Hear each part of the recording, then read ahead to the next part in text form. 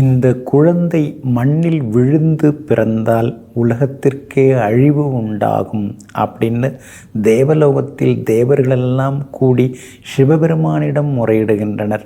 உடனே பார்வதி தேவியானவள் உக்கிரமாக வந்து அந்த குழந்தையை அழிக்கிறாள். ஆமாங்க, வல்லால மகாராஜன் அப்படின்னு ஒரு பெரிய மகாராஜன், அவருடைய மனைவி கர்ப்பவதி ஆகிறார். ஆனால் அசுரர்களின் அமைப்பாக அந்த குழந்தை இருந்ததனால அந்த குழந்தை வந்து பூமியில் விழாத அளவுக்கு பார்வதி தேவியானவள் மருத்துவச்சியாக சென்று அந்த குழந்தையை அழிக்கிறாள். அதை பார்த்து ஆவேசப்பட்டு தாக்க வந்த வல்லாள மகாராஜனை ஸ்ரீ பார்வதி தேவி ஆக்ரோஷமாக தாக்குகிறாள்.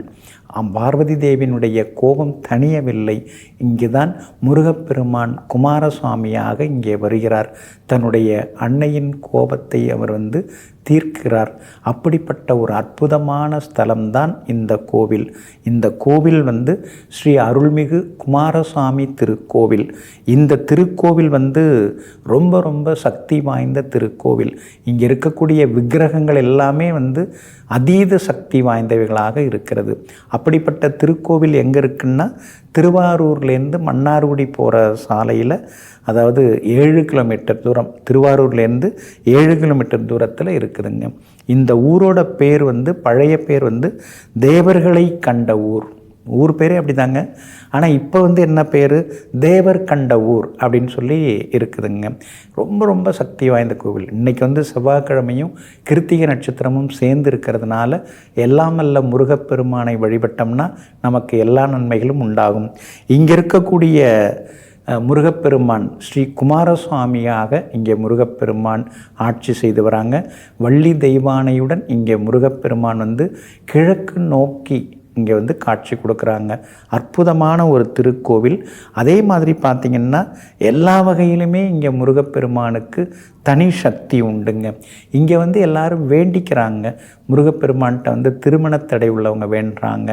அதே மாதிரி குழந்தை பாக்கியம் இல்லாதவங்க வேண்டிக்கிறாங்க. செவ்வாதோஷ பாதிப்பு உள்ளவங்களும் இங்கே வேண்டுறாங்க.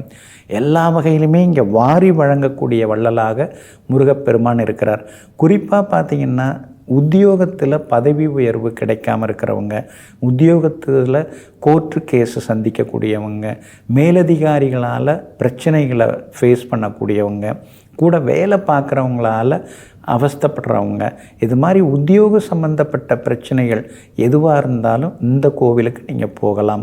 இந்த முருகப்பெருமானை வணங்குவதன் மூலமாக நல்லது நடக்கும். கார்த்திகை நட்சத்திரத்துலேயும் போகலாம், செவ்வாய்க்கிழமையில் போய் வணங்கலாம். அதே மாதிரி சஷ்டி திதியில் போய் வணங்கலாம். 2 சஷ்டியிலுமே போகலாம். போயிட்டு வணங்கினோம்னா எல்லாருக்குமே கேட்டதெல்லாமே கிடைக்குதுங்க. அதே மாதிரி இங்கே காணிக்கையாக என்ன கொடுக்குறாங்கன்னா, புதிதாக விளைந்த தானியங்கள், அதாவது புதிதாக அறுவடை செய்யப்பட்ட தானியங்கள் இருக்கும் இல்லைங்களா, அந்த தானியங்களை கொண்டு இங்கே முருகப்பெருமானுக்கு காணிக்கையாக செலுத்துகிறாருங்க. எல்லா மக்களும் பக்த கொடிகளும் அப்படி தான் செலுத்துகிறாங்க. ஒரு அற்புதமான திருக்கோவில். பல சம்பவங்கள், பல திருவிளையாடல்கள் நிகழ்ந்த இந்த திருக்கோவில் பழமையான திருக்கோவில் ஆகும். அப்படி இருக்கிறதுனால அருள்மிகு குமாரசுவாமி ஆகிய முருகப்பெருமானை சென்று தரிசனம் செய்யுங்கள். தேவர்களை கண்ட ஊராக இந்த ஊர் இருக்கிறதுனால அதீத சக்தி வாய்ந்த ஊராக இருக்கிறது. திருவாரூரிலிருந்து 7 கிலோமீட்டர் தூரத்தில் உள்ள தேவர் கண்ட ஊரில் இருக்கும் முருகப்பெருமானை சென்று தரிசியுங்கள். அனைத்து நன்மைகளையும் பெறுங்கள். நெஞ்சிற்கினியவர்களே, மங்கள வாரமாகிய இன்றைய நாள் உங்களுக்கு சகல சௌபாக்கியங்களையும் அள்ளித்தரும் அற்புதமான திருநாளாக அமையட்டும். மீண்டும் நாளை காலை சந்திப்போம். நன்றியுடன் உங்கள் ஜோதிட முனைவர் KP வித்யாதரன். வணக்கம்.